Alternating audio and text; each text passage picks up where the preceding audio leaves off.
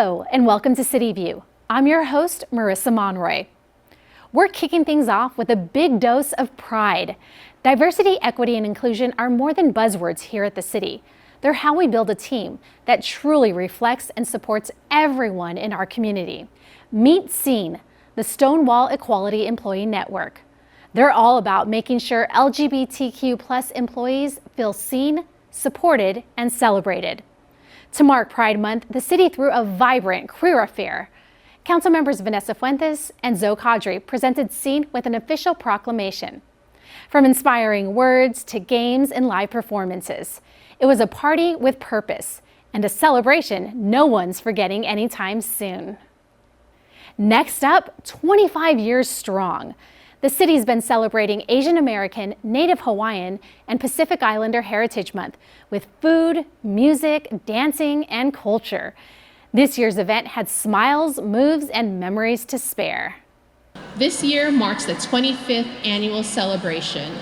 And now I, Genesis Gavino, on behalf of Mayor Kirk Watson and the City Council, do proclaim May 6th as Asian American, Native Hawaiian, and Pacific Islander Month. Thank you. But we're here for all of you today, right? Yes! Give yourselves a round of applause. Today is the day for the city to say thank you, and for you to go, you're welcome. All right, yes. Tell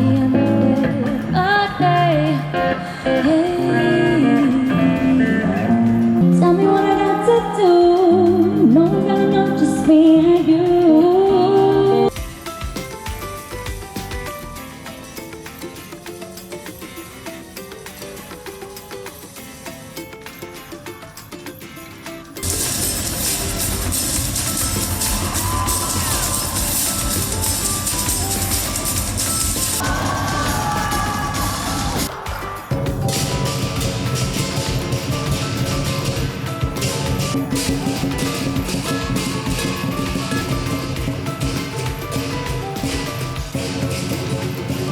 So let's welcome the sparkling energy of the Bollywood hotties.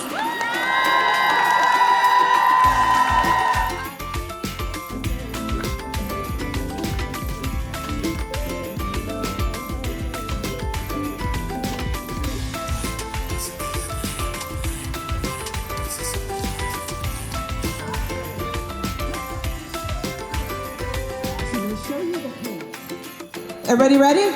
All right, let's just dance it out.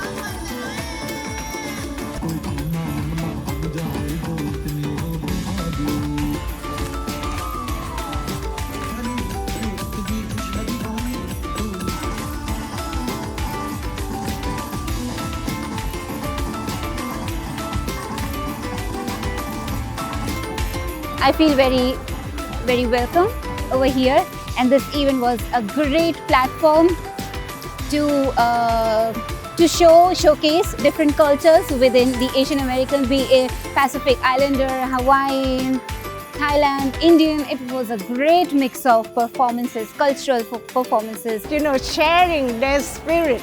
They have a good spirit, you know, to get together, and we come a long way, and we still are going a long way to be together. They were so excited and they danced with us, with all people on the stage, and that means we can mingle up. Different cultures can mingle up. Yes, this is the great heart. This is America.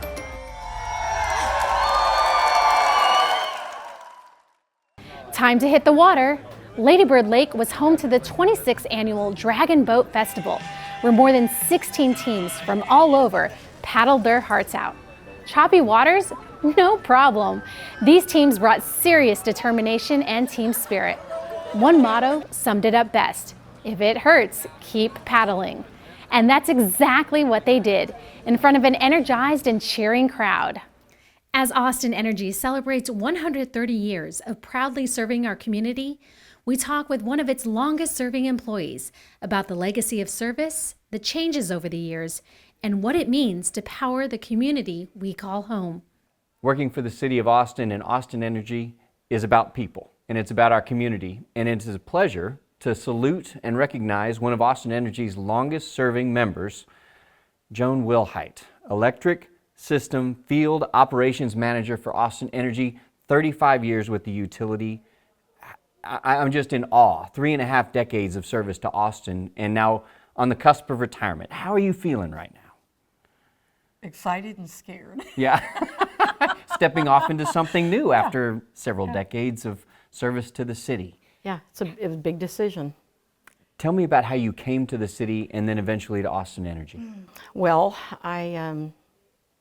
somebody mentioned an opening, and it was in dispatch office down at the Planning and Development Department. And I thought, well, I know a few people down there, I'm going to apply for it. And I got it. The manager and I just clicked. And so I was hired on the spot. And I worked in there as electric dispatcher, just building rapport with people and learning the job.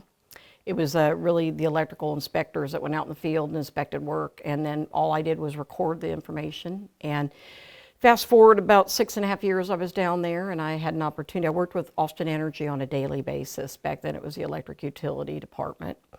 And we worked together, and I received a call one day and somebody said, hey, we're hiring over here and we want to hire you. I thought, well, okay. So I applied, and it was a friendly interview panel, and they hired me. And so I started over at Austin Energy at St. Elmo, where I've been my entire career, and worked in the dispatch office for about 8 months. And then my boss came to me and said, there's an opportunity, the spot department needs some help. That guy was retiring, and we just need somebody to support them. So I worked in that department for about 4 months, and then he left. And I was floundering going, oh my God, what do I do? So anyway, we kind of bounced around a little bit, and that group separated, and they divided up the locators. I kept the spot department. The locators went to another person, and the civil went to a different team. So anyway, we were all kind of disbanded, and we bounced around there for a few years under a lot of different managers. And finally, I landed on a manager by the name of Mark Dorsey, whose background was human resources. And Mark was probably one of the most instrumental people in my career, because he recognized the value of a woman working in a man's world. And construction really is a man's world. And the electric utility and the type of work we do in the field operations side is a man's world. Usually I'm the only person in the meeting, only woman in a meeting. But anyway, Mark just helped me start my career. And, and I'm not saying I earned it. I mean, he worked with me, but I earned everything as I went along. And Mark left. He was pulled off on a data conversion project, and so we were floundering again. Bounced around a few more times. And finally, I was appointed the supervisor, back then a lead, over the spot department. And I stayed over that group for about 25 years. Yeah. And in 2019, I moved up to an operations manager, but those early years were a lot of work. Did you ever expect to be working for the city of Austin and Austin Energy for that amount of time? I mean, you came from Iowa, came down here to go to school, got a job, and never left. And it's remarkable to me that you are spending so much time in a city that you just kind of have made your own and taken upon yourself to, care for and provide service to. Well, I don't think I ever really thought that I'd be here this long, to be honest. I like what I do. I love the people. And, we're doing good work. Yeah. We're getting a lot of things done. We're putting Austin Energy in the forefront. That was my goal. That's always been my goal, to, improve the services that we provide to customers. That's a huge thing. Improve the communication. That's even bigger, because, we have a lot of development going on in this town, and people don't necessarily read all the time. So we want to put things out in front of you. We want to be able to, help them, receive some type of feedback so they know the status of their job, or they understand where they're at in a process, because it's who we serve, And so the more information that we get out there, the more partnership that we have with other city departments or other, entities, these special interest groups and some of these other building trade groups and electric contractors. That's my mainstay, is electric contractors. So putting that information out there helps them be a better customer too.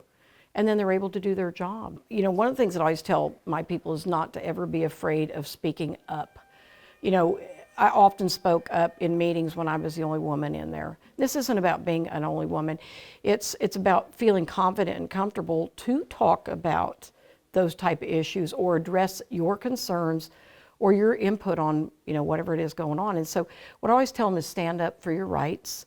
If you know you're right, make sure you get your message across in a way that's understandable. You have 3+ decades of experience with the city, and the vast majority with Austin Energy. What has that been like to see the city grow and the utility grow over those decades?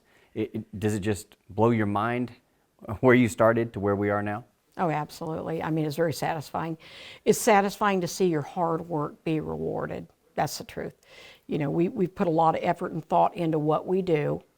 How can we improve? And every year we look for ways to improve, and I think we have.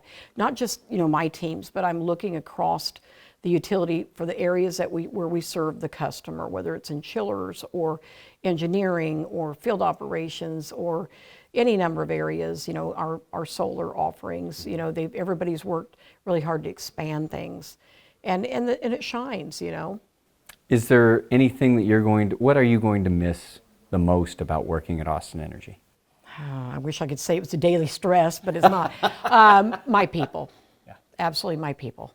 We're a people-driven company, yeah, and we are a people-driven city. Yeah. So I hope that has been your takeaway as well, that the people are what matter. Oh, absolutely. Well, this is one person that's going to miss you a lot, Joan. Well, thank you. Joan Wilhite celebrating 35 years with the city and sailing off into retirement. Thank you for everything you've done for our community. I sincerely appreciate that, and thank you. Let's talk art.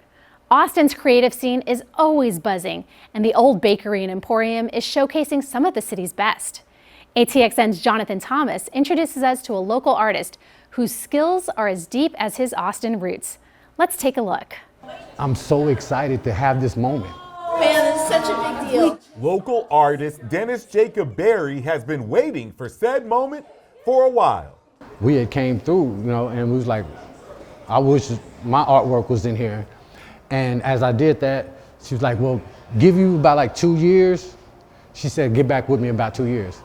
So I was kind of like crushed at first. But in that time, he was able to bring the pieces from his mind to the canvas to his own showcase at the Old Bakery and Emporium called Bloodline Brushstrokes, a 5th-generation vision of Jacob Fontaine's legacy in art. Because if you're serious about something, time doesn't even matter.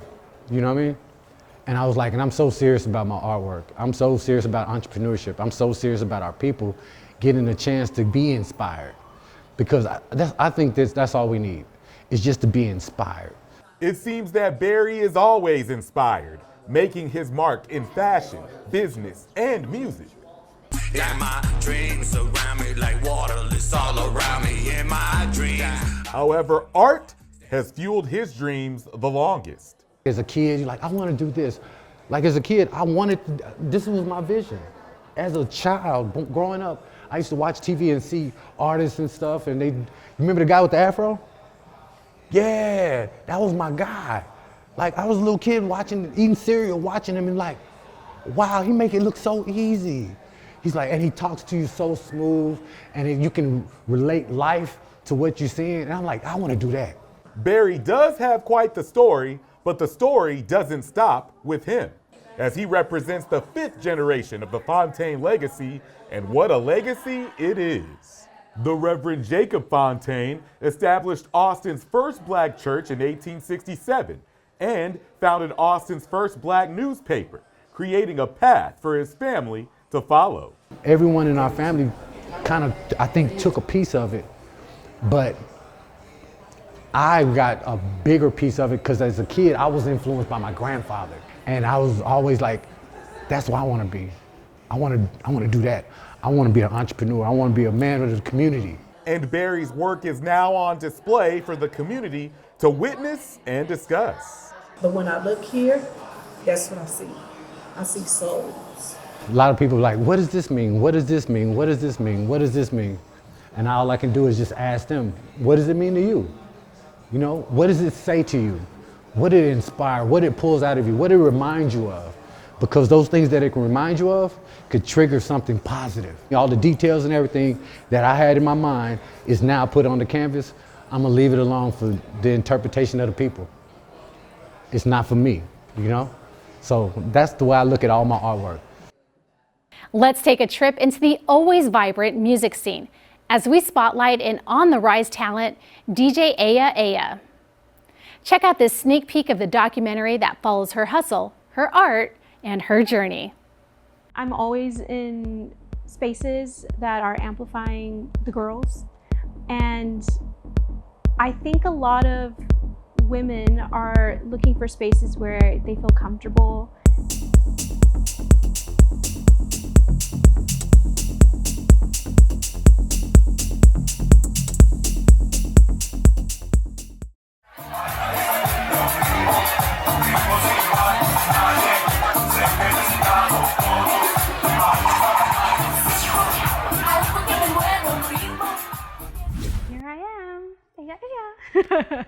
I came up with my DJ name with my brother. I knew I wanted something that kind of encompassed femininity, and so we thought of Aya, and then we thought of like Aya Aya. And so we just kind of kept, rolling off of that. The type of artist that I feel I am is multi-hyphenate. I don't think that I fit necessarily into one bucket. A musician, a DJ, a stylist, and a performer. I think the reason why I have such a loyal femme girl identifying crew, people that come to my shows, is because women are looking for spaces where they feel comfortable.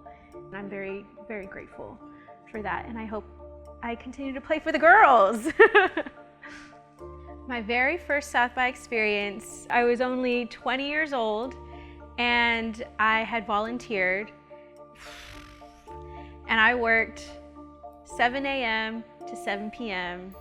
I would take off my little volunteer shirt, stick it in the backpack that I stole, and would rage and party and go to any show I could go to from 7:30 until 3 in the morning, take a little nap, get a little kind bar, and then I would go back to my volunteering. And I did that for 7 days straight. The 2025 South by experience was much different than 20-year-old me. I wanted to try a different approach. I still had, I think, 3 gigs in one day, and that was, taxing, but I really enjoy the hustle of it all.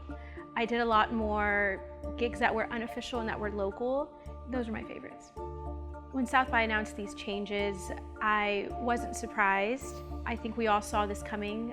People in nightlife, DJs, artists, you definitely felt it during South by. Like, you felt the energy was different. We were kind of just like, what is up? Like, this doesn't feel like other South bys, and the events that were really popping in my favorite were the hyper local ones. And I think that speaks to the city still preserving what we can, but also the lack of people coming into the city for this festival. It's complicated because I love it, but I know it can be better. Stay tuned for a complete look at DJ Aya Aya's journey in Austin's music scene, coming soon. And that does it for this edition of CityView. Stay in the loop with all the latest happenings around Austin by visiting atxn.tv, subscribing to our YouTube channel at ATXN-TV, or heading to austintexas.gov.